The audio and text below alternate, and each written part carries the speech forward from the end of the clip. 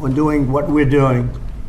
I don't think I received any calls on the other side of it, but hopefully this reclassification, which by the way polls at 82%, will help many of those patients live a far better life.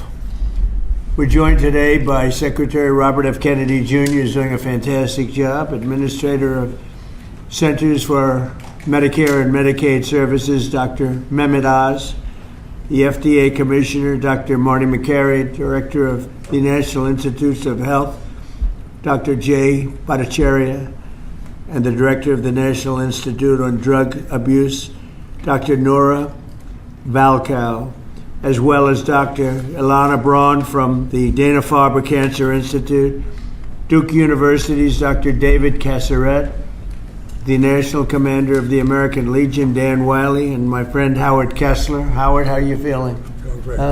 I'm telling you, he looks better than he did 20 years ago. But I don't want to go through what you went through to get there. Okay. Right? But it looks like you're doing great. I'm proud of you.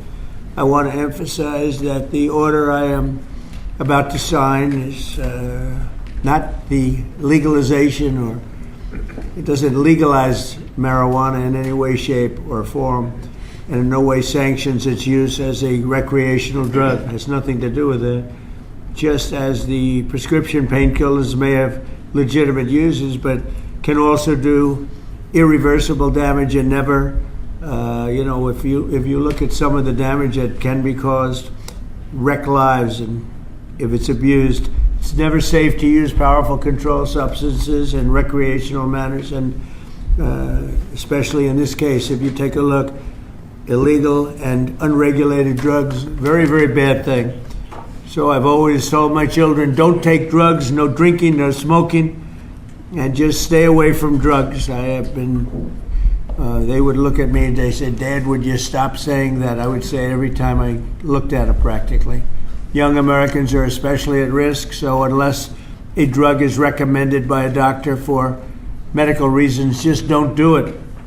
At the same time, the facts compel the federal government to recognize that marijuana can be legitimate in terms of medical applications when carefully administered. In some cases, this may include the use as a substitute for addictive and potentially lethal opioid painkillers, and they cause tremendous problems. This can do it in a much lesser way, can make people feel much better that are living through tremendous pain and problems. 40 states and multiple U.S. territories have already recognized the use of medical marijuana. This reclassification order will make it far easier to conduct marijuana-related medical research, allowing us to study benefits, potential dangers, and future treatments. It's going to have a tremendously positive impact, I believe. We're also asking Congress to reconsider its classification of hemp-derived CBD to ensure seniors can access CBD products they have found beneficial for pain and other reasons. Some people are literally dying, and they're dying with tremendous pain, and this can, in many cases, literally stop it. And they have their senses about them, as opposed to painkillers, which don't allow them to die with dignity, frankly. I promise to be the president of common sense, and that is exactly what we're doing. This is really something having to do with common sense. And it's something having to do with the fact that so many people that I respect ask me to do it. People that are having problems, big problems. They are having big problems with illness, with cancer in particular. I now want to ask Dr. Oz to say a few words, followed by Dr. Braun, Dr. Casseret, Dan Wiley, and Dr. Valkow. And we'll sign the order as soon as they're complete, and we'll take some questions. Please, go ahead. Mr. President, thank you for always bravely pushing for common sense change, as you call it.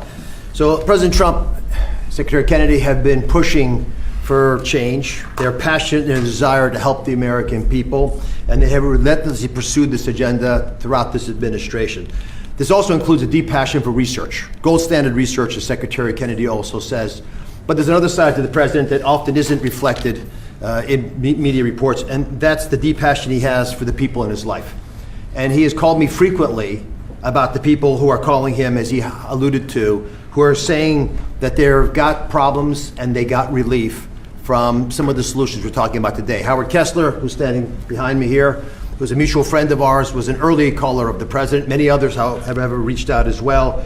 And Howard's been a passionate advocate for avoiding narcotics, especially in seniors, and particularly seniors suffering from cancer. And that's a population that is a very important one.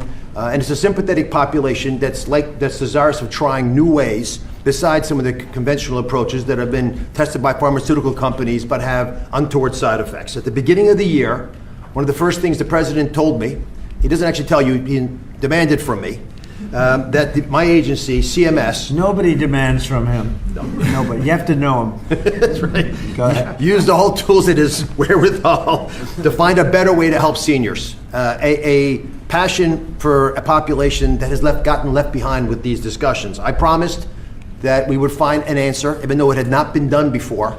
And today we are delivering on that promise. Today, our Innovation Center at CMS is announcing a new model and additional actions to give seniors access to cannabinoids. These are CBDs. They're non-addictive, which many are already using to manage pain. There's some clinical evidence that's showing that CBDs provide relief from common conditions that affect Americans, including cancer symptoms and chronic pain and a slew of other problems that affect disproportionately seniors and our veterans. And 6 in 10 people who use the CBDs report that they improve their pain. I think all of those people are calling the president, judged on the number of calls in support of what we're doing today. And sometimes these decisions are difficult, and there's a reason this hasn't happened before, and there's a reason, Mr. President, that every president before you has whiffed on this issue. It's tough. And I know there's going to be a lot of discussion about it. That's why we're so passionate about making it clear that this patchwork that we're working within now, the laws and regulations, they're leaving patients and doctors without adequate guidance on the safeguards of how to use these products, even though they're still being used. At Medicare, we cover 68 million Americans, including people under the age of 65. And they did not have a way of providing these treatments until today. With the president's insistence, that's all changes. The Innovation Center models are going to allow millions of Americans on Medicare to become eligible to receive CBD as early as April of next year, and at no charge, if their doctors recommend them. Thanks to the hard work of the entire CMS team, especially Abe Sutton and Gita Dio at the Innovation Center, the accountable care organizations in this country working in Medicare will be able to provide these products, again, at no cost to patients. Medicare Advantage insurers, and we've been calling them, are also agreeing to consider CBD to be used for the 34 million Americans that they cover. If you can hear my voice and you're over 65, you should pay attention to this executive order because it's going to touch your life. Again, this all becomes active after the first quarter of next year. These CBD products must first meet local and state quality and safety standards. They must come from legitimate sources, and they must abide by other regulations of those states. With these boxes checked, patients can be eligible for up to $500 of hemp-derived products each year. This is the first government-led testing of quality and outcomes for patients across different conditions, and it delivers on the need for more data collection and research into hemp usage. CMS is going to collect data, that's our job, on the patients that are being given these products by their physicians. And in accordance with all the privacy and security regulations, we're going to analyze that data. We're going to make it publicly available to everybody to be able to analyze with us. If it shows promise, we will expand access to these products to even more conditions amongst Medicare and Medicaid beneficiaries. I want to thank not just the Secretary, but Marty McCary. We want a lot of companies who are doing this research that approach the FDA for formal approval. That is the right way to move forward. And Jay Bhattacharya, who's hiding in the back, he rarely hides, but Jay runs NIH, and he's agreed to support initiatives to study the data that we're collecting. Howard Kessler, God bless you for being a pain in our sides. Mr. President, he's promised to stop calling you. But on this issue, he'll call you on other issues. And I thank you again from the bottom of my heart for taking a difficult stance. Thank you very much. Okay. Mr. President, members of the Cabinet, thank you so much for the opportunity to be here and for your leadership in rescheduling cannabis from Schedule 1 to Schedule 3. This decision will accelerate scientific research and expand what can responsibly be studied. I'm a cancer psychiatrist and medical cannabis researcher at the Dana-Farber Cancer Institute. Over the past decade, federal investment in research has helped transform cancer care. People are living longer than ever before. But cancer care is not only about treating the tumor, it's also about addressing the anxiety, the fear, the stress that can come with a diagnosis, symptoms that can interfere with treatment and make recovery much more difficult. Many medications we use for acute anxiety carry significant risks, particularly in the older adults. That's why we're studying specific natural compounds found in cannabis, including the non-addictive cannabidiol, to understand whether they can safely and effectively help manage anxiety during cancer treatment. Rescheduling allows us to ask these questions rigorously about dosing, about safety, and who may benefit most. This research reflects the best of federal investment, helping people not only live longer, but live better. Thank you, Mr. President, for supporting careful, science-based research that puts patients first. Thank you. Thank you, Doug. That's beautiful. Thank you. I'll add my vote of thanks, Mr. President. I never really thought this day would come. I met a patient about 20 years ago, a retired professor named Elizabeth, who came to my clinic. She was dying of pancreatic cancer, and she asked me then whether cannabis might help her. And I said no, because that's what I learned in medical school. She reached into her briefcase, took out a 3-inch tall stack of articles, put them down on my desk, and said, "Really, doctor? You should read these. You might learn something." And I did read those articles, every single one, and found a bunch more. And I did learn something.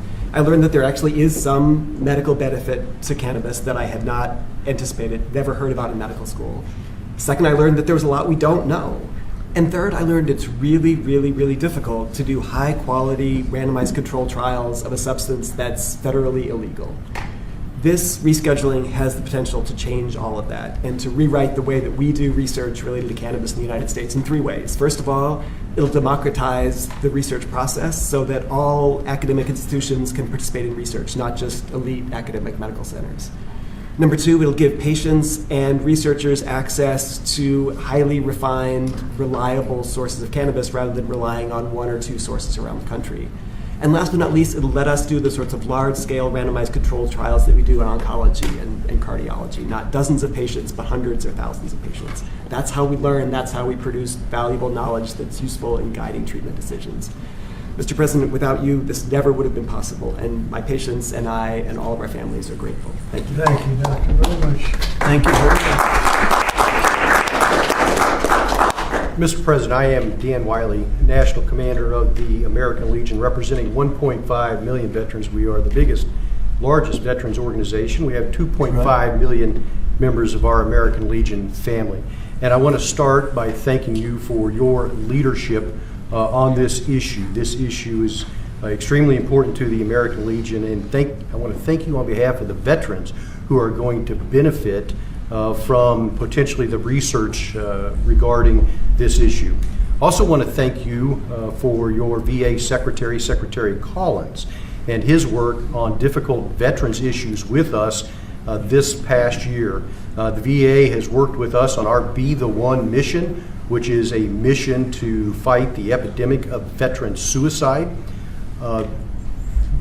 Veterans are disproportionately affected by conditions such as PTSD, TBI, depression, and chronic pain. And with this reclassification, it will allow research to be conducted with regard to cannabis. There is anecdotal evidence that cannabis benefits these conditions, and now we'll have an opportunity to see if research does prove that it is effective. And if it is so, then it'll open up a whole new method of treatment for our veterans with regard to this particular issue. And so, again, I just want to thank you for your leadership, and thank you on behalf of the American Legion for this executive order. Thank you. Such great people Thank you very much, that Mr. have President. suffered and will suffer a lot less now. You're right. Based on what I hear. Good Anybody afternoon. else, please? I'm Nora Volkov. I'm Director National Institute on Drug Abuse. And for us, the rescheduling opens the door to actually be able to accelerate the rate at which we can do research and discovery. And research is crucial in order for us to, for example, understand what may be and for whom the dangers of cannabis. Yes, cannabis can be addictive, and certainly people, adolescents and children, may be the most vulnerable. but we cannot close our eyes to research and the opportunity that we are hearing from patients that for some of them, cannabis can solve their problem. And so what we need to do is do research, number one, to understand what are those conditions. Number two, in order to be able to optimally learn how to use it. And to understand, number three, who is at danger. And it is knowledge that will allow us to optimally take the benefits that may be behind cannabis, as research shows, but on the other hand, also enable us better to do prevention interventions to protect those that are most vulnerable. So thanks very much. Great job. Thank you very much. Thank you, Doctor. Bobby, do you have something to say? I'll just echo, thank you, Mr. President. Thank you for your leadership and vision and finally getting to closure on this issue. This is a question, a scientific question, that has divided our country for many, many years.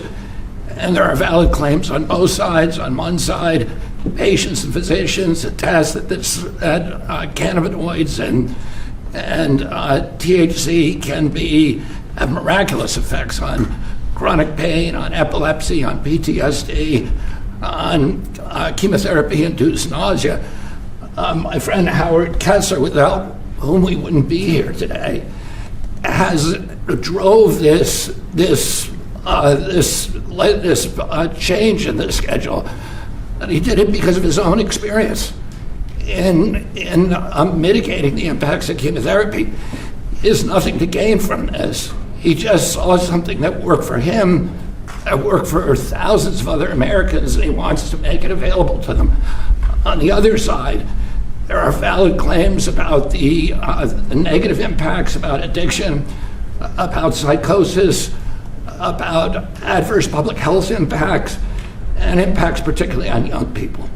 So we haven't been, the evidence on all of these is anecdotal and it's hypothetical because we have not been able to do scientific studies. There is no standardized dosing. And if you don't have standardized dosing, any study that you do is comparing apples to pears. And we don't know the difference between botanicals and synthetics, and all of these questions we're now going to be able to answer. 5 administrations have promised to act on this issue. The Biden administration promised to do this, and the proposal began during the Biden administration. It got mired down in the chaos and inertia and disorganization of that. And I want to thank President Trump, who made the promise during the 2024 election that he was going to come in and solve this issue, that he was going to take decisive action, and he has kept that promise today. And so thank you, for President Trump, for your vision. And because of that, we will have answers very soon. This will finally allow us to study this issue and to answer these questions for the American people. Thank you very much, Bobby. To get some information, Howard Kessler, a friend of mine, one of the most successful people in the country, came to see me on more than one occasion, actually. And he had some real difficulty about 3.5, 4 years ago, and he went through hell.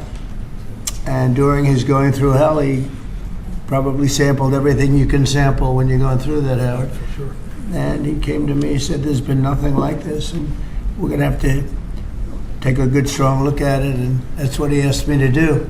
And others have likewise said that, many others. I mean, you know, again, it's, I've never been inundated by so many people as I have about this particular reclassification.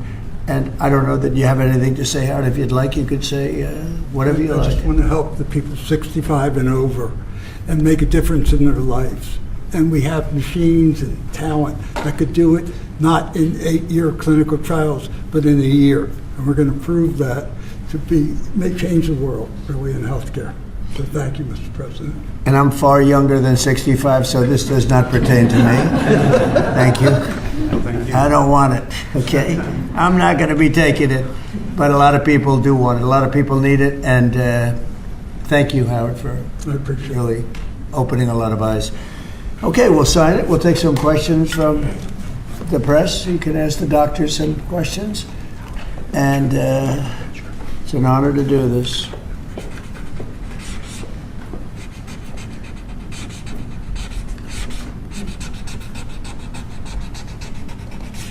Well, that's a good one. We rate that.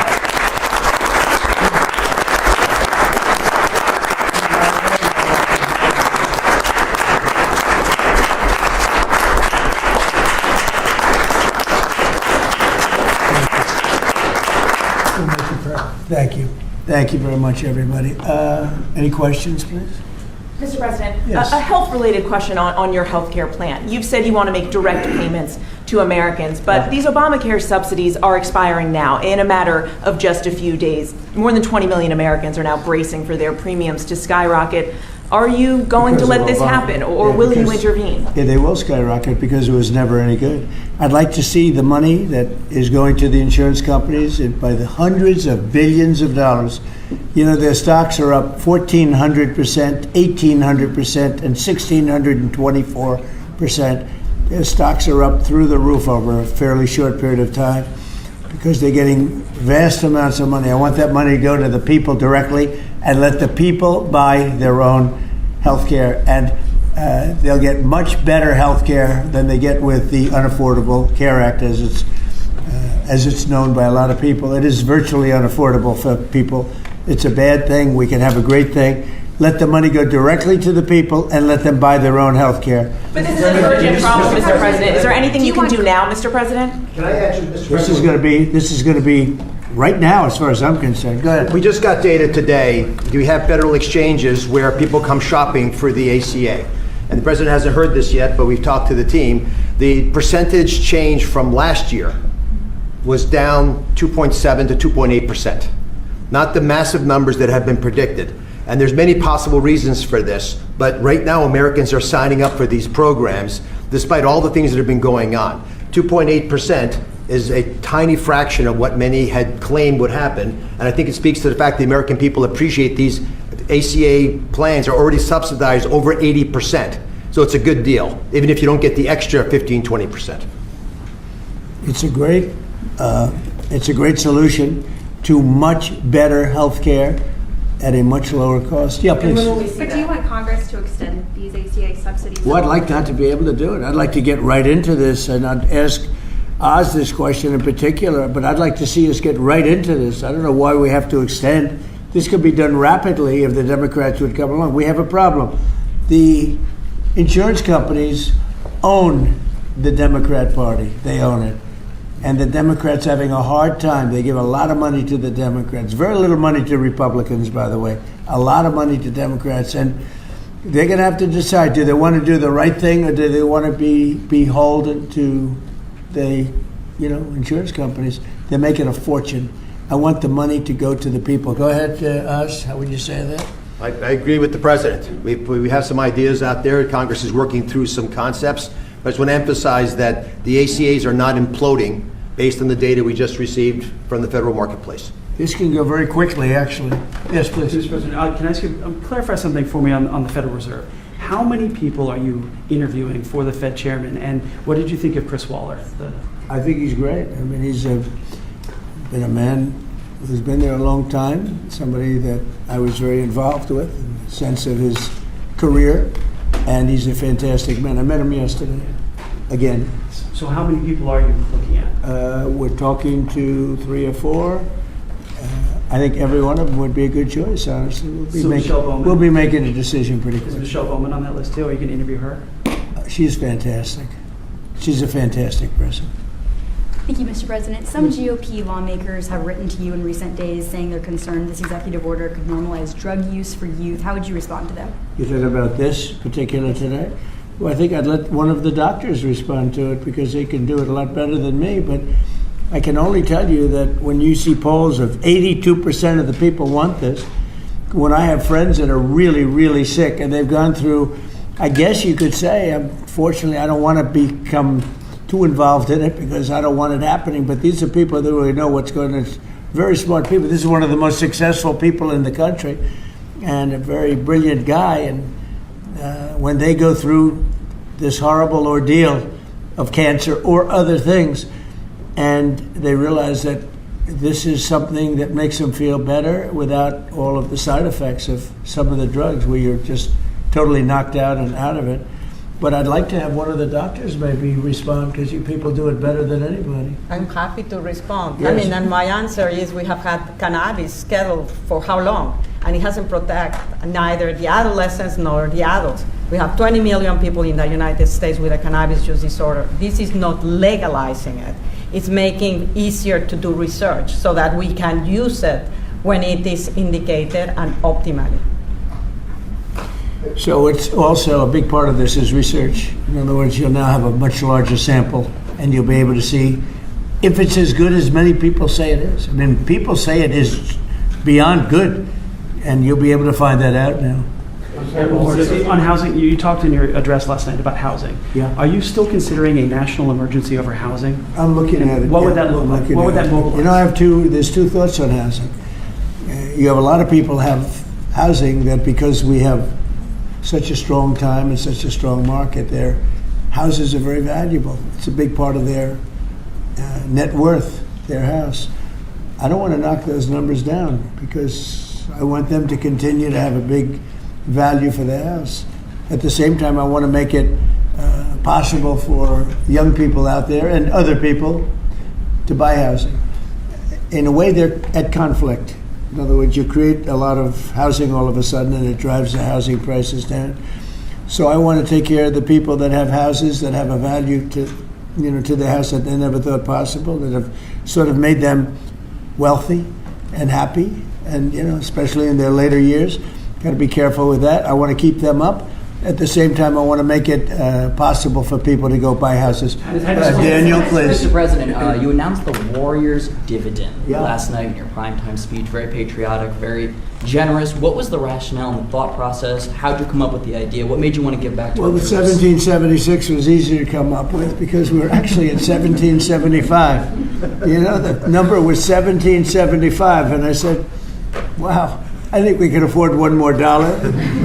But they came up to me, it was $1,775. So I said, well, let's add a dollar to it. I think we can find that. And very simple, we've had a military that, in my opinion, by other presidents was not treated well. They're incredible. They're our finest people. They're protecting us.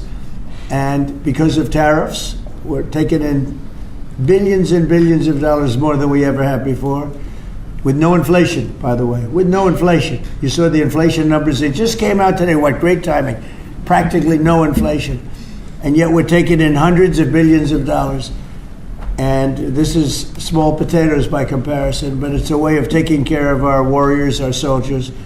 And I appreciate that question, Daniel. Yeah, and Carolyn It was an easy one. She just posted on X, your press secretary, that the board members of the Yeah. Kennedy Center voted unanimously to rename it the Trump Kennedy Center. What is your reaction to that? Well, I was honored by it. The board is a very distinguished board, most distinguished people in the country. And I was surprised by it. I was honored by it. We're saving the building. We saved the building. The building was in such bad shape, both physically, financially, and every other way. And now it's very solid, very strong. We have something going on television, I guess on the 23rd December. I think it's going to get very big ratings. And the Kennedy Center is really back strongly. It's in very bad shape, very, very bad shape physically.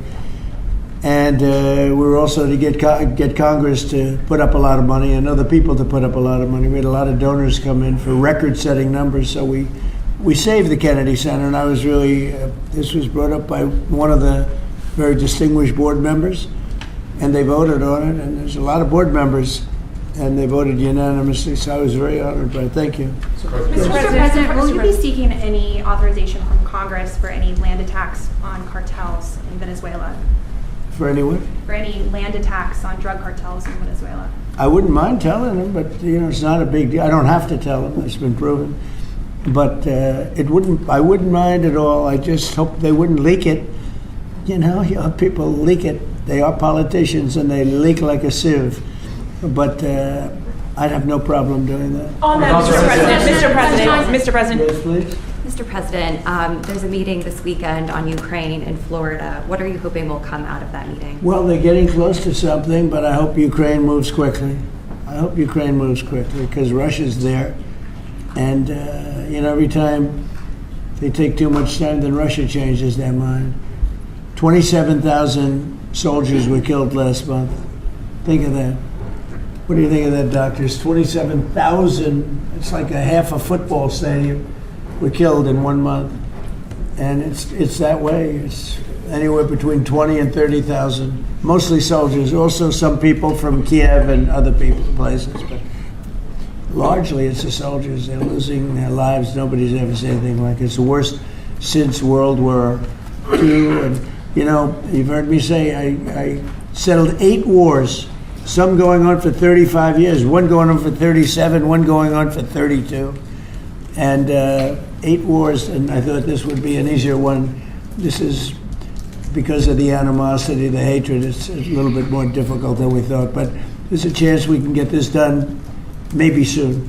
Sir. Remember that 25 to 30,000 people being killed a month, young people being killed a month. Steve, please. When do you expect to make your announcement about the new Fed chair, sir? Before the end of the year? What do you think? Over the next couple of weeks. I mean, I don't know before the end of the year, but pretty soon. And then the Rocky Mount, North Carolina tomorrow night. Tell us what your message is going to be there, sir. Say what? When you go to Rocky Mount, North Carolina tomorrow night, what's your message going to be? Well, it's not going to be that much different from what I did last night. I mean, we've had tremendous success. We're bringing prices down. We inherited a mess. And part of what we inherited was the worst inflation in 48 years. I say history, but we had the worst inflation. It drove prices up. And now we're bringing those prices down. But I'll be talking about that. I'll be talking about the fact that we secured the border where literally nobody can come into our country illegally anymore. They came in from prisons and mental institutions and drug dealers and, you know, a lot of bad people from all over the world. Venezuela emptied their prisons into our country. We had Tren de Aragua, which supposedly, the doctors don't know this, it's the meanest gang of them all. Okay, doctor? You don't have to know about it. You got other problems. But they let a lot of bad people in here.